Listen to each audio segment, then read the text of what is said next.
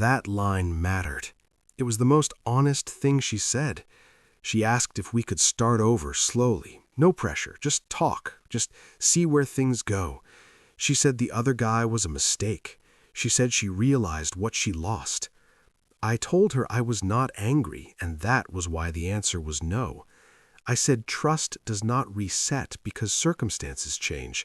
I said I was no longer available for reinterpretations of reality. She called me heartless again, said I was punishing her. I told her consequences are not punishment, they are alignment. I walked past her and went inside.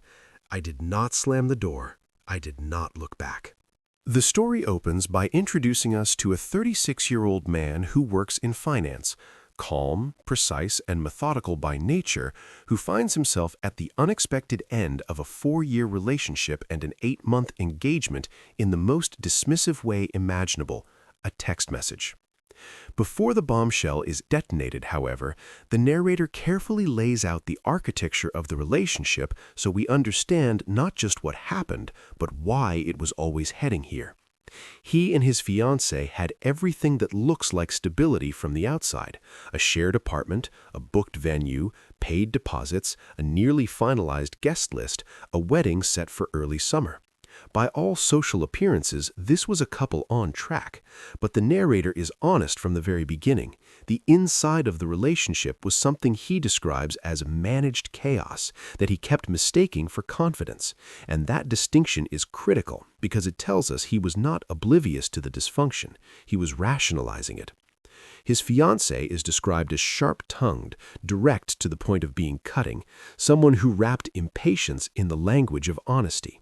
In the early days, he found that appealing. She seemed decisive. She seemed self-assured. She did not soften her words, and he interpreted that as strength. Over time, however, that same sharpness stopped being a personality trait and became a weapon aimed specifically at him. Small digs disguised as jokes, comments that his career was safe but dull, comparisons to other women's more exciting partners, and the particularly revealing line that he should feel grateful she had chosen him at all. That is not bluntness, that is erosion. The financial dynamic is introduced here with equal importance because it forms the backbone of everything that follows. The narrator covered the vast majority of their shared expenses: rent, utilities, insurance, streaming services, subscriptions, groceries, while his fiancée contributed only sporadically, whenever freelance income happened to be available. He did not love this arrangement, he tells us plainly, but he accepted it because they were supposedly building toward a shared future, toward marriage, toward something that justified the imbalance. This is the first major thing the narrator reveals about himself.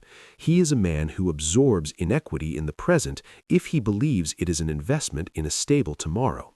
That quality, which looks like patience and generosity on the surface, had been quietly funding a one-sided relationship for years.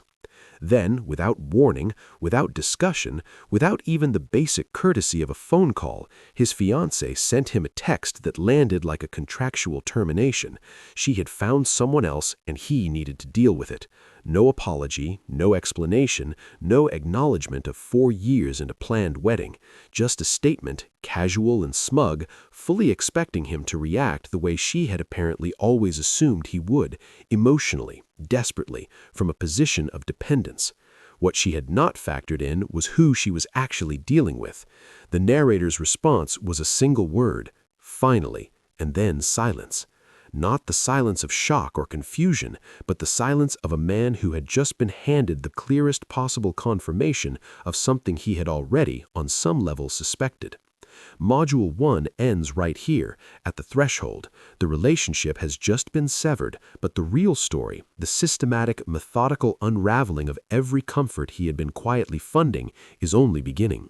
When most people receive the kind of text the narrator got, cold, dismissive, almost contemptuous in its brevity, they react. They call. They demand explanations. They spiral into the emotional noise of disbelief and wounded pride. The narrator did none of that.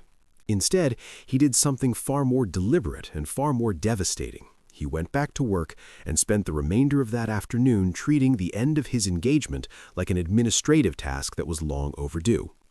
This is where the story shifts from being about heartbreak into being about architecture. Specifically, the architecture of a life that one person had quietly built and another had casually lived inside without ever truly appreciating. He began with the joint checking account, moving his paycheck reroute before the business day ended and withdrawing exactly what was legally his, not a dollar more, not a dollar less. He was precise, he tells us, not reckless, and that distinction matters enormously because it separates what he did from an act of revenge and places it firmly in the category of rational correction. Then came the subscriptions, methodically, one by one, like a contractor removing equipment from a job site after the contract is canceled. Her phone plan, which he funded, was ported away from his account. Her service dropped roughly 6 hours later, not immediately, not dramatically, just inevitably. The streaming services were next, accounts logged out everywhere she had been using them. Cloud storage was downgraded. The gym membership he had been paying for froze automatically the moment the card it was tied to declined. Car insurance came after that. The policy was in his name, she was a listed driver, and he removed her with the same bureaucratic calm he might use to update a mailing address. Roadside assistance, gone. The emergency credit card she used monthly that he paid off in full each cycle, gone. Passwords to everything tied to his identity, banking, email, utilities, were changed without announcement, without warning, without drama. He did not lock her out of the apartment because he understood that would have created unnecessary legal complications. Instead, he packed a bag himself and went to stay with a friend, removing his own presence from the space rather than forcing her out of it. That evening, the first cracks appeared in her confidence. She texted him asking why her phone wasn't working and why the grocery order had been declined. The tone she used was irritated, as though these were technical inconveniences rather than the direct and logical consequences of the message she herself had sent hours earlier. She called his response immature. She called it petty.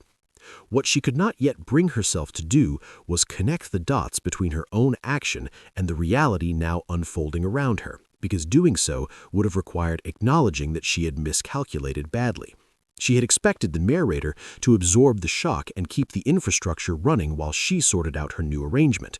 She had assumed that his investment in the relationship would outlast her regard for it. That assumption was the most expensive mistake she ever made, and Module 2 ends here, with the lights beginning to go out, one quiet switch at a time, while she stood in the dark, blaming the electricity. By the third day after the narrator sent his one-word reply and began dismantling every financial system that had kept her life comfortable, something significant shifted in her strategy. The confusion and irritation of the first night gave way to something more calculated. She contacted a lawyer. This was not an impulsive move born purely of panic.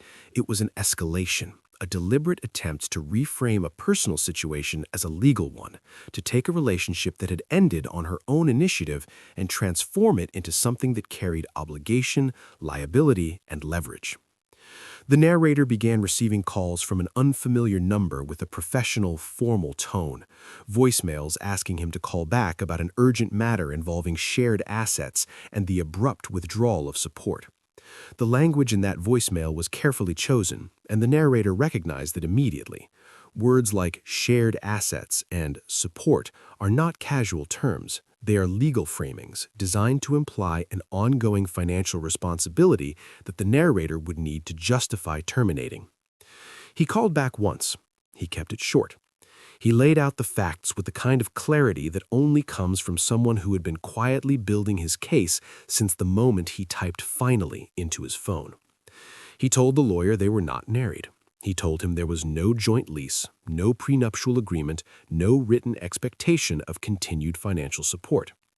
He pointed out that every account he had closed was in his name alone and funded entirely by his income. Then he asked the lawyer, plainly, to clarify what legal basis he believed existed for the call. There was a pause. Not a dramatic one, the narrator notes, but a calculating one. The kind of silence that happens when someone on the other end of a phone realizes the story they were given does not match the facts in front of them. The lawyer pivoted to suggesting an amicable meeting. The narrator declined and stated he would only communicate in writing. The lawyer then said his client felt blindsided and destabilized. The narrator's response to that was precise and devastating in its simplicity. His client had sent him a text ending their engagement and announcing a new relationship without any prior discussion, and his response had been to disengage financially and personally. He asked again where the legal issue was. The lawyer did not answer directly. This exchange is the turning point of the legal chapter of the story, because it reveals that the lawyer had taken this case based entirely on one version of events, a version that conveniently omitted the inciting text message, the dismissive tone, the years of financial imbalance, and the fact that no legal structure existed to support any claim of ongoing support. The narrator understood something important in that moment. The lawyer was not a threat. He was a hired voice for someone who had mistaken the narrator's patience for weakness and his generosity for guaranteed income. The call ended without resolution, because there was no resolution to reach, only a slowly dawning recognition on the lawyer's side that the leverage his client believed she held was entirely imaginary. Module 3 ends here, in the space between that first phone call and what came next, her own reframing of the story, delivered in a long email that would reveal, more clearly than anything else, exactly what kind of person she had always been. After the lawyer's first call went nowhere, she changed tactics. The insults stopped, temporarily, and in their place came something more carefully constructed. A long email from her own account, stripped of bravado, designed to reframe everything that had happened in a way that positioned her as misunderstood rather than accountable. She told him she never meant it that way. She said she had been emotional. She insisted he knew she did not mean deal with it literally, as though the problem with her text was his interpretation rather than her words. She claimed she had assumed they would talk, that his response was extreme and vindictive, that she had expected the kind of reaction a reasonable person would have, not the clean and total withdrawal she actually received. There was something almost impressive about the construction of the email. It was not sloppy. It did not rely on insults or accusations. It attempted a soft pivot, a rewrite of events gentle enough to seem sincere. But then she made the mistake that collapsed the entire performance. She included a list of expenses she believed he was responsible for covering until she could get back on her feet. Rent, utilities, phone, groceries, therapy. And she used a phrase that the narrator describes as the moment something clicked cleanly into place. She called it transitional support. That phrase, clinical and entitled in equal measure, was the tell. It revealed that beneath the apologetic reframing and the softened tone, the goal had never changed. She did not want reconciliation. She did not want accountability. She wanted the financial floor to remain intact while she stood on it, regardless of what she had done to the person who built it. The narrator replied once, briefly, and finally. He stated the engagement was over. He stated there would be no further financial support. He directed all future communication to go through her lawyer and then blocked her number. His response was not emotional, it was declarative, the kind of language you use when you are not negotiating, when you are informing. Within an hour, the lawyer called back, and this time the tone was noticeably different, careful instead of confident. He asked if the narrator had time to talk now. The narrator said no and asked for concerns to be sent by email. When that email arrived, it was shorter than expected and carried none of the earlier implied authority. There were no demands, only questions, clarifying questions about the lease, the accounts, whether any promises of continued support had ever been made in writing, whether the wedding expenses were refundable. That shift in language told the narrator everything. The lawyer had done due diligence, examined the actual legal landscape, and found nothing to work with. The email was not a legal threat, it was a fishing expedition, and when the water came back empty, the pretense of legal pressure deflated quietly, without acknowledgement, without explanation. Module 4 ends here, in the aftermath of the email, with both the lawyer and the woman who sent him standing in the wreckage of a strategy built on the assumption that the narrator would feel enough obligation, guilt, or fear to keep the money flowing. He felt none of those things, and that was the last calculation she ever got wrong about him.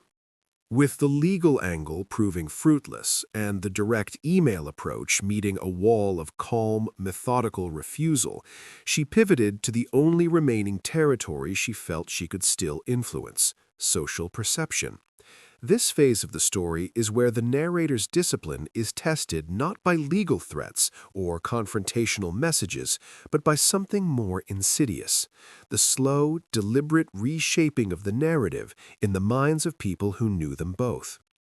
It began with the indirect pressure campaign. Mutual contacts started reaching out, people the narrator barely spoke to on a regular basis, suddenly sliding into his messages with the familiar language of concern. Her cousin, a former colleague of hers, a mutual friend who said they wanted to understand both sides, a phrase the narrator identifies immediately and accurately as a tell, noting that neutrality is never the actual goal when someone uses it.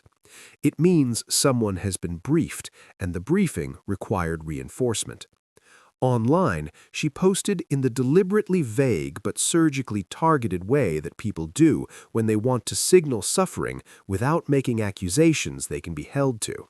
Nothing with his name attached, just enough for anyone who knew them both to connect the dots. Quotes about strength, posts about rebuilding, stories about emotional abandonment, the language of victimhood without the facts of accountability. The narrator watched all of it and did nothing. No comments, no corrections, no public defense of his own character. He understood something that most people do not when they are being misrepresented. Silence is not weakness in these situations, it is strategy. Her narrative required his reaction to survive. Without it, she was a person posting vague grievances into the void, and the people who truly knew the situation could see through the framing. Then she escalated further still, reaching beyond the circle of mutual acquaintances and directly into his family. She emailed his parents, not to insult him, not to threaten, but to appeal, to present herself as a confused and heartbroken woman who loved their son, who never meant for things to end this way, who hoped they could talk some sense into him. It was a sophisticated move, the kind that relies on a parent's instinct to protect their child from perceived cruelty. But the narrator had already spoken to his mother plainly, without emotion and without editorializing, just the facts, clearly laid out. His mother forwarded him the email with a single line asking if he was okay. He told her yes and explained everything. She replied that she was proud of him for standing firm, and his father would have said the same. That door closed quietly, without drama. At the same time, the new man in her life, the one she had announced with such confident finality in her original text, disappeared. The narrator only found out because she accused him of poisoning the man against her in one of the last messages that slipped through before he blocked every channel. He had never spoken to the man. The explanation was simpler and more brutal than sabotage. The other man had simply met the version of her that existed without a financial safety net and decided it was not his problem to solve. Module 5 ends here, with the public campaign stalling, the family appeal failing, and the new relationship quietly dissolving, every external lever she had tried to pull coming back empty, while the narrator remained still, documented everything, and waited for the noise to stop on its own. With every front of pressure collapsing one by one, the direct confrontation, the lawyer's implied threats, the reframing email, the social media campaign, the appeal to his family, she was running out of moves.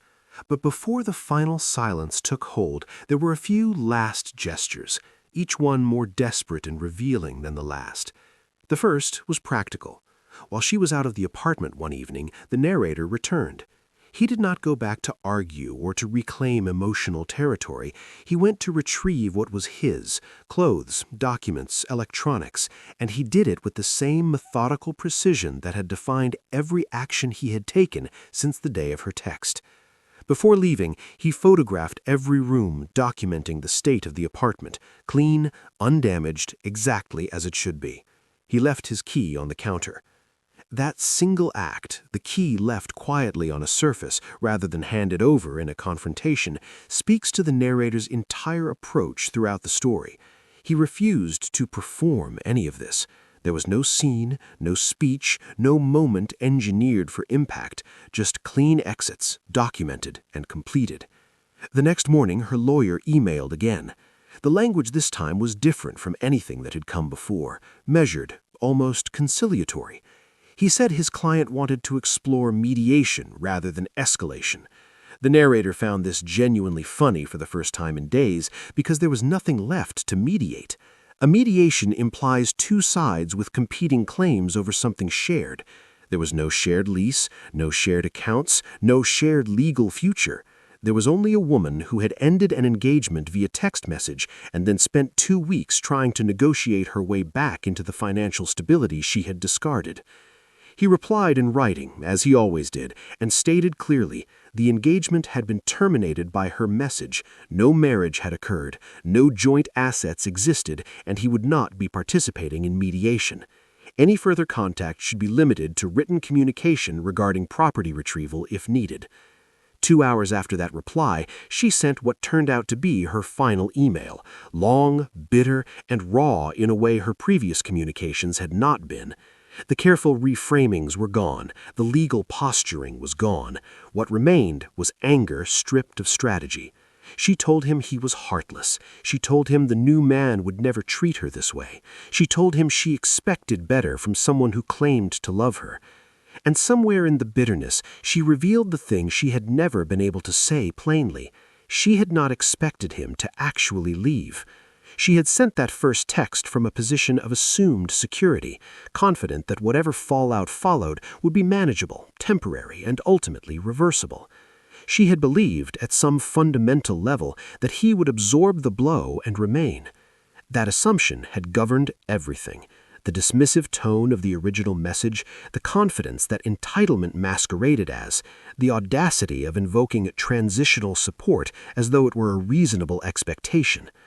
Module 6 closes here, in the wreckage of that final email, with the narrator having already moved out, already documented everything, already closed every legal and financial door, and her, for the first time, beginning to understand that the floor she had been standing on was not permanent.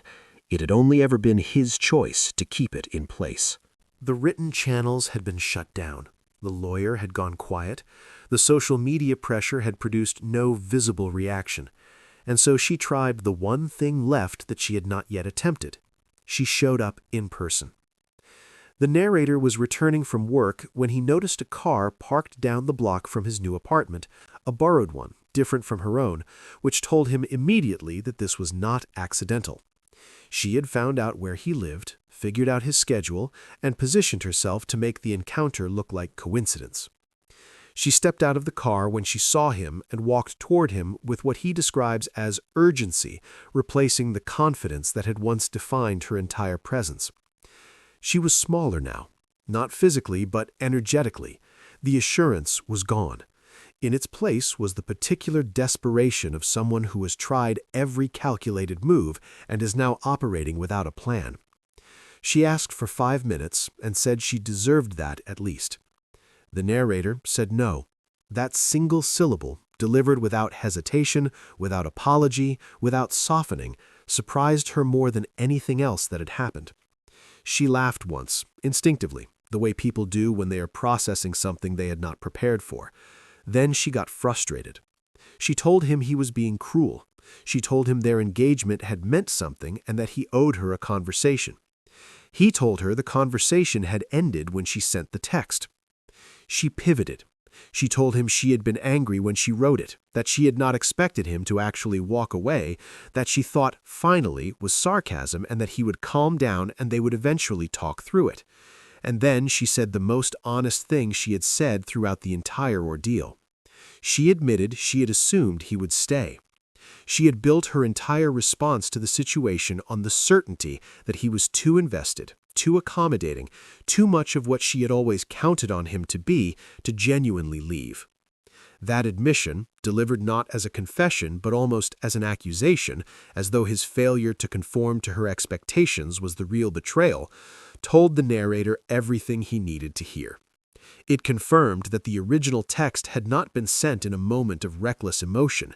It had been sent from a position of presumed power, from someone who believed she understood the man she was dismissing well enough to know exactly how far she could push before he snapped back to providing. She asked if they could start over slowly. No pressure, she said. Just talk. Just see where things go. She added that the other man had been a mistake. She said she now understood what she had lost. The narrator told her he was not angry, and that was precisely why the answer was no. He told her trust does not reset because circumstances change. He told her he was no longer available for reinterpretations of reality. She called him heartless again. She said he was punishing her. He told her that consequences are not punishment, they are alignment. Then he walked past her and went inside without looking back, without slamming the door, without giving her anything to interpret as lingering emotion. That night, she texted from a new number. One line. She never thought he would actually leave. Module 7 ends there, with that line sitting in the silence, an accidental epitaph for a relationship that had been funded by one person's generosity and destroyed by the other's certainty that it would never run out. After the in-person confrontation produced nothing but a closed door and a single unanswered text, the noise stopped. Not gradually, not with one final dramatic gesture. It simply ended, the way a storm ends when it has exhausted itself against something that would not move. No more calls, no more emails from lawyers, no more messages routed through mutual contacts, no more vague posts designed to provoke a reaction. The silence that followed was different from the tense quiet of earlier days when the narrator was waiting to see what she would try next. This silence was final, clean, the kind that comes when every angle has been tested and found solid. What the narrator describes in this phase is not triumph. He is careful about that. He does not describe satisfaction or vindication. He describes calm, the specific, almost physical calm that arrives when you stop arguing with reality and begin aligning with it. His expenses dropped immediately and noticeably, not because he went out of his way to spend less, but because the constant low-level financial drain of supporting two people's lives on one person's income simply ceased. The background stress he had normalized for years, the quiet monitoring of whether her freelance work was good this month, the small anxiety of unexpected charges on shared accounts, the slow erosion of financial stability dressed up as partnership, was gone. His accounts stabilized in a way he had not realized they had been failing to. Emotionally, the shift was quieter than he had expected. He did not spiral. He did not miss her the way he had anticipated missing someone after 4 years. What he found himself missing instead was the version of the future he had imagined, a future he now recognized he had already outgrown without fully acknowledging it. Once that future was no longer on the table, there was nothing to grieve except a plan, and plans can be revised. Friends began checking in. He told them the truth when they asked how he was holding up. He was relieved, not because the relationship had ended, but because it had ended cleanly, without prolonged negotiation, without the slow, painful collapse of something that might have limped forward for years, without the kind of drawn-out disintegration that leaves both people hollowed out. He moved into a smaller apartment closer to work, and he describes it with a simplicity that carries more weight than any elaborate declaration could. It was quiet, it was his, he slept better, he woke up without tension. He also describes something more internal and more important, a clearer understanding of himself. He learned that he is not reactive, he is responsive. When trust breaks at a structural level, he does not argue with the break. He does not try to repair what was never properly built. He removes himself from the load-bearing position and allows things to stand or fall on their own terms. People who had heard her version of events called him cold. He accepted that description without resistance. Cold implies emotional distance, he notes, but what he actually felt was alignment. the settled, anchored quality of someone who acted in accordance with his own values rather than someone else's expectations. Module 8 ends here, in the quiet of a smaller apartment that feels larger than the shared space ever did, with the narrator not looking backward, not rehearsing old arguments, not waiting for anything, just forward, just himself, just the reward of having chosen clarity over comfort at the exact moment it mattered most. Even after the silence fell and the direct attempts stopped, the story did not end entirely. It simply moved into a different register. Through the fragmented updates that reach him through mutual acquaintances, the narrator begins to piece together how she has chosen to narrate the events of the past several weeks to the people around her. What emerges is a version of events so thoroughly revised that it bears almost no resemblance to what actually happened, and the narrator's analysis of that gap between what she did and how she describes it is perhaps the most precise and unsettling part of the entire story. In her retelling, she told people he had changed overnight, that he had blindsided her, that he had been controlling with money, that he had abandoned her without warning or reason. The word controlling is a particularly audacious reframe applied to a man who had been quietly funding her life for years without complaint, who had never withheld access or issued conditions, who had simply, when given explicit notice that the relationship was over, stopped paying for an existence she had been living largely on his income. The original text, "I found someone else, deal with it," had been completely excised from her version of events. It had been replaced with a softer, vaguer account in which she had been honest about her feelings and he had overreacted. The gap between action and story, as the narrator puts it, is where trust dies permanently, because it is not merely dishonesty, it is a rewriting of causality itself, an attempt to sever the connection between what she did and what followed, so that the consequences appear arbitrary and cruel rather than direct and proportional. He also learned through these same channels that she was no longer in the upgraded life she had presumably envisioned when she sent that original text. She was downsizing, crashing with a friend, selling items she had once mocked him for being careful about money to buy. The new man had not materialized into anything lasting. The financial floor had not been replaced by anyone else's income. The safety net was gone, and the absence of it was making itself felt in the most practical and unavoidable ways. The narrator does not describe this with satisfaction.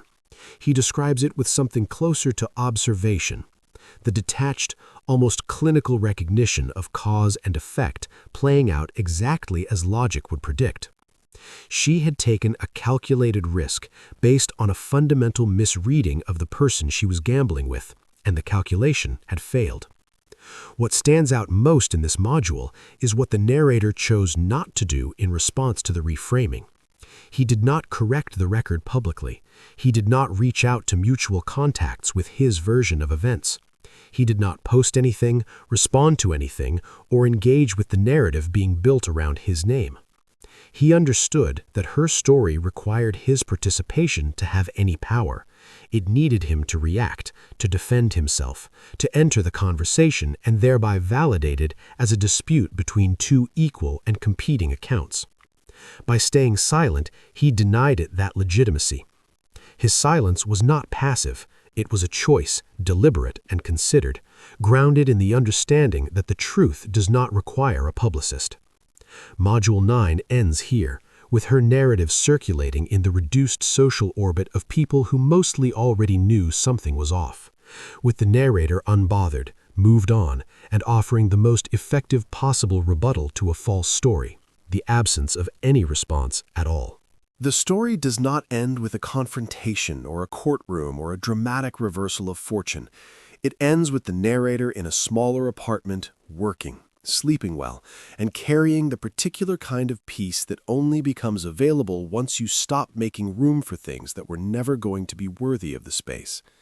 This final module is the most reflective, the most deliberate, and in many ways the most important, because it is where the narrator steps back from the sequence of events and examines what they meant, what they cost, and what they gave him in return. He begins by addressing the wedding deposits directly. The money was lost. He accepted that immediately, without negotiation with himself, without regret. His framing is precise. Money recovers faster than trust ever does. He calls it tuition, the cost of learning something important before it consumed years of his life rather than just weeks of it. That reframe is not bitterness dressed up as philosophy. It is a genuine reckoning with the price of clarity and the conclusion that it was worth paying. He changed his routines. He focused on work. He reconnected with friends he had quietly drifted away from during the years of managing a relationship that required more energy than it returned. He did not rush into anything new, did not scramble to replace what he had removed, did not fill the silence with noise to avoid sitting in it. The space itself, he says, was the reward. She did not contact him again, not directly, not indirectly. The silence that had once been a weapon she used against him, the silence of being ignored by someone who believed he was too invested to weather it, had become permanent in the opposite direction. There was nothing left to test, no soft boundary to probe, no emotional back door that had been accidentally left unlatched, just absence, the cleanest ending he had ever had.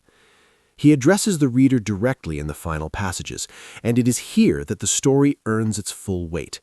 He anticipates the objection that walking away like this sounds harsh, that a 4-year relationship deserved more than one word in a series of canceled accounts, and he answers it without defensiveness.